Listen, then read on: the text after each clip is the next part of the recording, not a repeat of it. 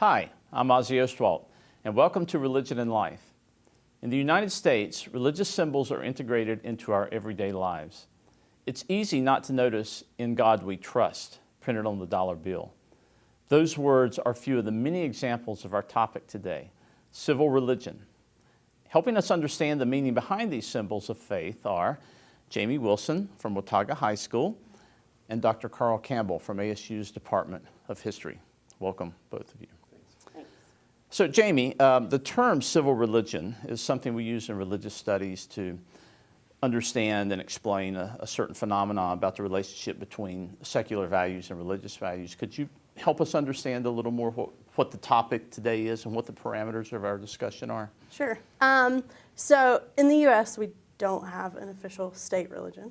And so in some ways, this civil religion sort of runs parallel to religious belief. And it's sort of elevating nationalism and patriotism in a sense. And some of the things that we think about when we think about nationalism and patriotism, things like the flag and the Pledge of Allegiance and things like that, almost take on sort of religious symbolism to a certain degree. And you can probably add a little more. Well, in fact, you mentioned the Pledge of Allegiance. The words "one nation under God" were added, I think, during the 50s, during the Cold War, as an expression. So we get all of these ideas associated with patriotism and nationalism that become part of our rhetoric and dialogue that invoke God or invoke faith. So the two are kind of combined. Right. So if civil religion runs parallel to religion, as you suggested, is there a sense in which the function of civil religion or the purpose is to provide a kind of unifying force in the country? Is that kind of what the idea definitely. is? I mean, in countries that have a state religion, people are brought together by that sort of unifying belief. But for the U.S., since we are so pluralistic and there are lots of different religions practiced in the U.S. and lots of different denominations within those religions, it is kind of that patriotism that brings us together as a country. Okay. So it might be helpful to think about some examples as we discuss this, because this is a kind of amorphous topic.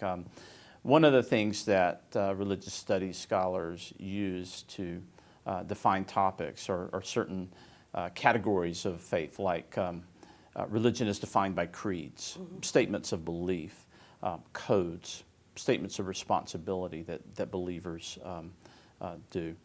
And symbols and rituals. We all know religions are characterized by certain symbolic ideas, certain symbolic references, and that religious people participate in rituals. And we could say the same thing, I guess, about civil religion, that it's also characterized by creeds and codes and symbols. You might want to take a look at this first image and comment on this. I think it's a good example of how a creed might work for unifying concepts or unifying a civil religion. This, of course, is, well, I'll let you talk about it. This is the Declaration of Independence, right, as it's housed in the National Archives. Yeah, and written in 1776, and we're about to celebrate the anniversary of that.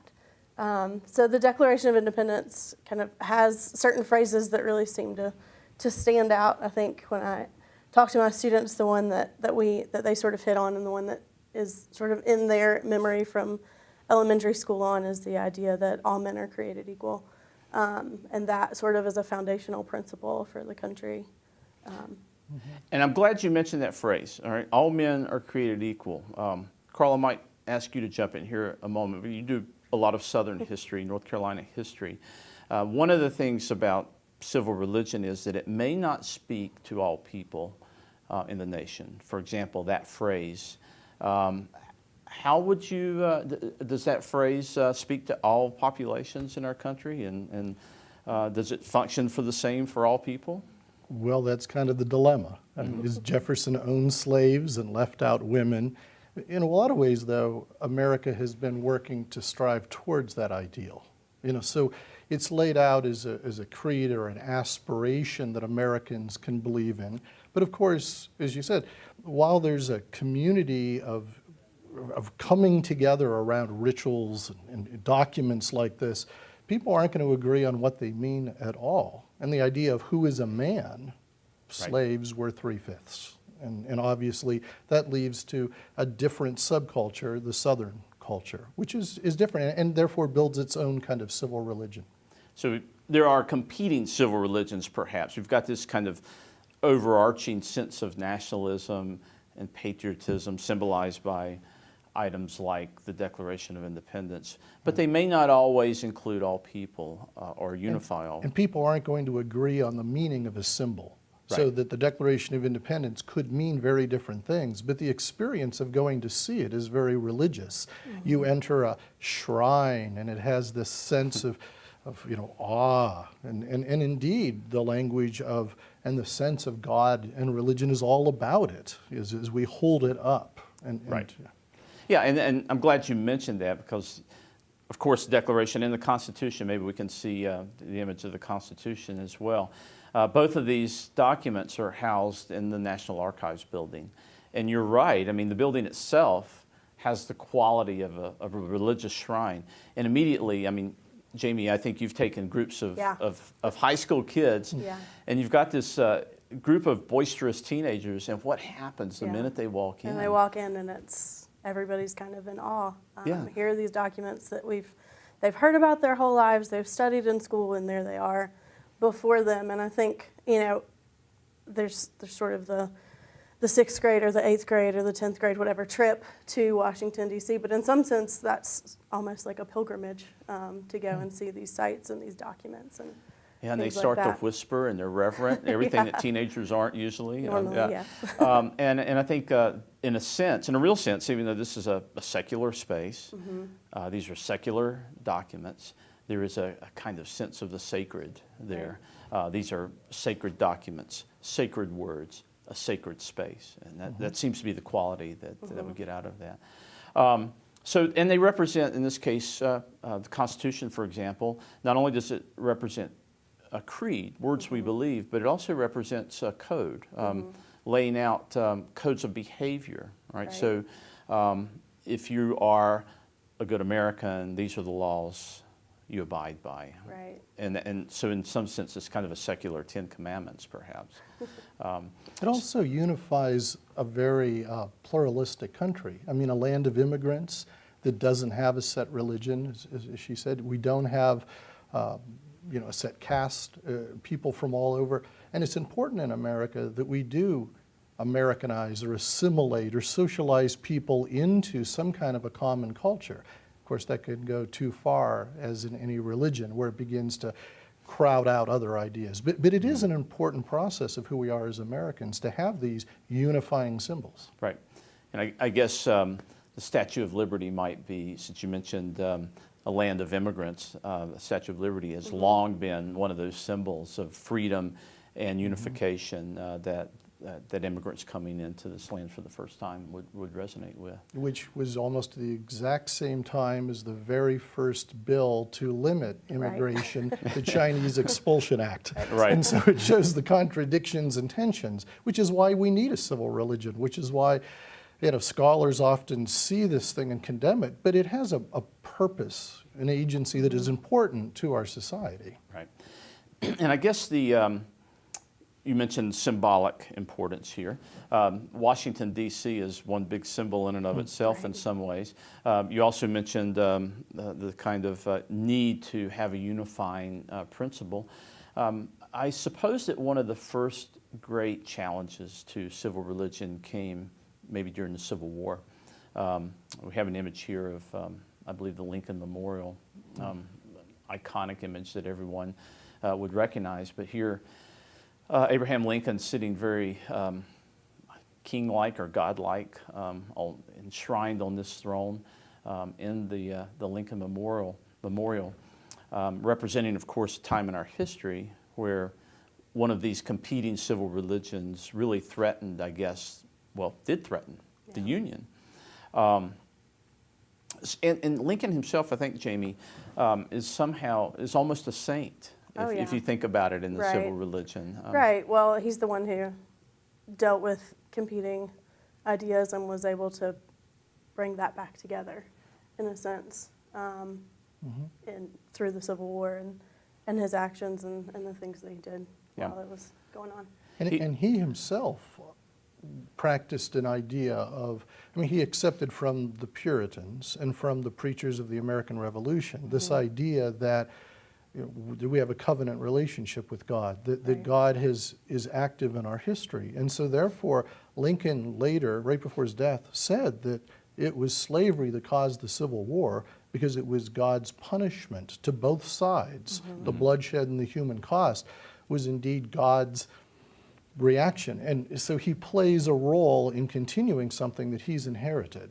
And then he becomes very much the main actor as Right. our best, most famous president. Right. Yeah, and this covenant idea, I guess maybe it goes all the way back to Puritan foundations of our country. I'm thinking about John Sure. Winthrop, his famous speech, the City on a Hill speech. Right? I thought Ronald Reagan said that. Ronald Reagan did say that in his farewell address. He referenced this city on a hill, America as a city on, or the idea of America as a city on a hill. Which I think shows from John Winthrop to Ronald Reagan, that's kind Exactly. of how we've seen ourselves as a country for a really long time. Exactly, and that is the civil religion acting Right. from arguably the beginnings of the Puritan colonies all the way through the late 20th century at least, and we would Oh, presume still today. Yeah. Today, a lot of commentators are debating American exceptionalism. Right. You know, are we a special nation? And that gets wrapped up sometimes in the ideas of Christianity, that we are the new chosen people and that God has a special purpose for us. Of course, like the Puritans, there's a dilemma, right? The Puritan dilemma. If we are a nation that shares these ideas, what do we do with someone who's outside those ideas? What do we do with Muslims or Jews or Christians who don't share our particular brand of Christianity? And just like Winthrop had trouble with the Puritan dilemma, we still have that problem today and fight over these civil religious boundaries. Right? Jamie, you maybe have dealt with this recently, but I believe our current president, President Obama, addressed this idea in his inaugural speech. Right. He said something like, and this is a paraphrase, but we are a nation of Christians and Muslims, Right. Jews and non-believers. Right. Perhaps he mentioned Hindus as well, but I think he was trying to get at the idea of civil religion sometimes having to be more expansive Right. in the way it brings in people of differing faiths and beliefs. Yeah. Did I do the paraphrase justice? I Is think that- so. Okay. Yeah, if I remember correctly. Yeah, and I think the idea of American exceptionalism that you spoke to a second ago has been, this past year, has been a little bit in the news because of the class that I teach, AP U.S. History, or one of the classes that I teach, was redesigned. And there were some criticisms of the new curriculum that it didn't go far enough in the direction of American exceptionalism, and that became, I think, a little bit controversial. Just this idea that the curriculum outlined for teachers to talk about the positives of American history, but also some of the really negative parts of slavery and laws about immigration and things like that. So this was a really interesting year to kind of talk about that with my students and to kind of get their point of view on that. And they tended to think that we should study everything and that we should kind of acknowledge the good and the bad, and that is a good thing to acknowledge both sides. It's kind of a dilemma for us as history teachers, Right. because part of our job, since the curriculum was really established at the beginning of the 20th century, was to Americanize. I mean, to give us the ideals and the symbols that bring us together as a people. Patriotism. But if you define patriotism as blind loyalty, again, with a religious sense of absolute faith, you're not teaching critical thinking and real citizenship. And so we wish to both venerate and teach the critical issues, and there's the tension that comes in. So it's a difficult job you have. Yeah, it's a fun one, though. It is a difficult job, and I imagine it's fascinating to get these students' perspectives Yeah, it is. on these issues. And it also brings to mind that a lot of what we venerate as civil religion does have a kind of flip side. We mentioned liberty and freedom being an American value, and of course for a segment of the population. For a period in our history, we condoned slavery. We have the value of American exceptionalism, and we see that idea coming to the fore as manifest destiny, perhaps. So some of these values that we might see as positive could also have negative repercussions or negative flip side. We mentioned the Civil War, and I think oftentimes wartime is a time when civil religion functions perhaps most obviously as a way to unify a nation around a cause. And again, many of the symbols in Washington, D.C. Are organized around that idea. And perhaps we can see this next image or two, which reflect wartime or war memorials. This, of course, is the Tomb of the Unknown Soldier, the memorial to fallen soldiers in the service of the United States. This has got to be one of the most sacred, if you will, sites in Washington, D.C. It's roped off. Only the few elect are allowed to the soldiers who stand guard at the memorial. And then again, the next image, which is one that you'll recognize, a well-known image, the Vietnam War Memorial. Again, a very moving and sacred site, if you will. Again, connected to the idea of war and fallen soldiers. Could you comment, both of you, a little bit on how wartime, or the idea of sacrifice during war, tends to bring to the forefront the need of a civil religion, perhaps? Well, if you look at the picture of the Vietnam War, people take a pilgrimage to visit it. They leave mementos, much like in the Middle Ages, people would go to the great shrines of the Catholic faith. And so there's very much a sense God is on our side. And when one loses a war, both either personally or nationally, one has to justify that. So in the Civil War, in the South, women began around 1865 going and decorating the graves of Confederate soldiers. And they felt that they needed some kind of a ceremony, so Confederate Memorial Day was created. And in that Confederate Memorial Day, the women began to talk of themselves like Mary Magdalene going to Christ's tomb, following the tradition. And then the speakers began to create an entire religious idea, which we call the lost cause in the South. Mm-hmm. So you have the ritual, and you have the basic core beliefs, and then you have the symbols, and of course the symbol, the Confederate battle flag.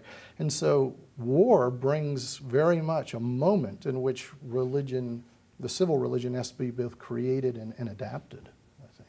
Yeah, and I think the Vietnam Memorial, again, having visited with students, is always kind of interesting. A lot of them will know that they have a great uncle or a relative of some sort, and they'll go to the books and they'll look up their names. They'll go to the wall and they'll make a rubbing of the name, and that, it definitely feels like a religious act in a lot of ways. Well, it very much is. It's a participatory act. So Right. It's not only a symbol, but there's a ritual involved. So an interaction. Exactly. So and the idea of pilgrimage to that site. So it all brings the person into a participatory place with the symbol, which is very moving and very powerful. And it also connects all citizens and Americans to the war and to the purpose of the war. Mm-hmm. So that, again, using the Civil War, Southerners may have said, well, we lost the war militarily, but we can still hold on to the civilization and follow through with this kind of ideal of Southern and white supremacy and well, if you've seen Gone with the Wind, you know what I speak. But that ideal, therefore, we're inheriting the responsibility that these men died for. And I think with Vietnam, we do the same, and we should with our veterans, as we say, you fought for something important that we still believe in some way. Whether we agree or disagree with all of those pronouncements is a different matter. Well, Carl, I'm glad you mentioned the idea of the lost cause, and that brings, I think, to the forward discussion on, number one, the power of symbols in our society, and also something that's been in the news lately, an ongoing controversy about the Confederate flag and what exactly it symbolizes and what role it plays in the South. On the one hand, some people see the Confederate battle flag as a symbol of Southern heritage. On the other hand, some people see that flag as a symbol of hate. So does it unify or does it divide us? And that's a debate we could talk about for a long time, but I think what it really brings to the fore is that these symbols are very powerful and can carry very powerful messages about our society and culture. And think of the meanings that people have given to that symbol, but it's how we define our history. So the big question that we're fighting over, hate versus heritage, but also this lost cause civil religion of the South was developed over a 30-year period around the beginning of the 20th century to justify what happened with the South. And people were saying, we wish to protect white supremacy in a Southern culture. And they chose the image of the Confederate battle flag, and that's right when we built over 500 statues in the South venerating this lost cause of Confederate soldiers. Now, I'm a historian. I don't want to whitewash our history. I don't want to take down the monuments of our past, those that are both offensive and those that are inspirational. They're part of who we are as a people. But that flag had a very particular meaning. When we say it's heritage, the heritage was white supremacy. Mm-hmm. No, that doesn't mean that we shouldn't be very proud of our ancestors that fought in the Civil War. Because there's different questions. So why did they fight? A lot of people in North Carolina fought, as they said, one poor boy was found up in the mountains of North Carolina, and the Union said, well, why are you fighting? He said, why am I fighting? I'm fighting because y'all down here. I'm fighting to defend my place. So the soldiers fought for many reasons. We can be very proud of what they did, at the same time acknowledging that slavery was the cause of the Civil War, and there's no way around it. It's not why the North fought the war at the beginning of the war, but it's why the South seceded. Mm-hmm. And so today we come to this debate about the Confederate flag, and like a religious symbol, it means different things to different people, but it does have a history, and that history has a meaning, and maybe it's time for us to cleanse that meaning. I certainly support that in public places it's time to take down the flag. And listening to both of you talk, it really reminds me of how important your jobs as historians are, to both our teenagers and our college-age kids, because you're battling mythologies in some sense, or revisionist history, and the different ways people tend to see events of our past and the symbols that surround them. And I don't know, Jamie, if the Confederate flag controversy has come up in your classrooms. I mean, most recently, it's been in the news after school has been out, but I'm sure there have been times when this has been a topic, or the idea of revisionist history has been a topic. Right, we've definitely, and I've taught in multiple counties across the state, and it's been a little bit of a different way of looking at it in the different places that I've taught. But definitely, we'll have that discussion with students. Why did the Civil War start? And some students have always been told, oh, it was states' rights, and some students have always been told, oh, it was slavery. Right. So I think that's where sometimes it's my job to just back up and let them explore it and point them towards primary sources where they can see people in 1860 and 1861 talking about why they are fighting and what the war is about for them, and the declarations of secession from various states.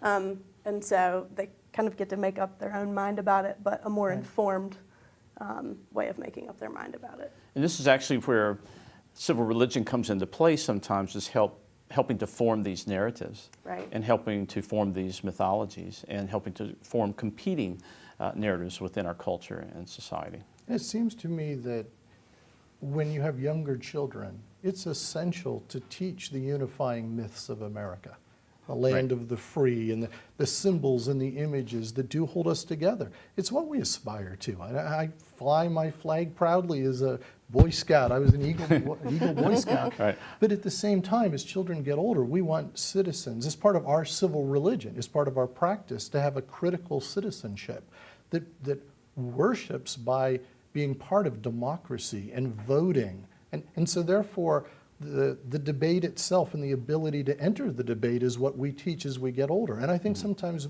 people misunderstand what we're doing. We're trying to get people to question because it's part of the tradition of America. It's who we are. Right, and I think especially with high school students, they're just at that point where they're really starting to want to make up their own mind about things, and so it's kind of fun to see them do that over the course of the year. It must be, It is. and frustrating as well, I'm sure. A few times. Yeah. I teach political history, and there's a lot of discussion now about the irrationality. And I want to share one story quickly. They did a test with math and logic. I don't know if you've heard of this test, but they had people do a math problem. This was at Yale. About 1,000 people did the math problem. Some could, some couldn't. I couldn't have. And then they put the math problem in a thought program that involved gun control. And they found that people couldn't do the math if the logic of the math led them against their presupposed values and conclusions. And it wasn't in any way related to class or education. Stubborn PhDs like us, or people who teach history, were just as susceptible to an irrational belief system overcoming the evidence they see in front of them. And so no matter what we say, I think all of us share in this struggle between believing, the tension between believing the tenets of a civil religion and challenging them. And challenging them. And that's, I think, a good place for us to leave our program, to acknowledge the role that symbols and statements of belief play in our society to unify us, and also recognizing those challenges when they come up. Well, that's it for today for Religion and Life. If you have any questions or comments, please go to www.watchapptv.com. Join us again next week for Religion and Life. And thank you both very much. Thank you.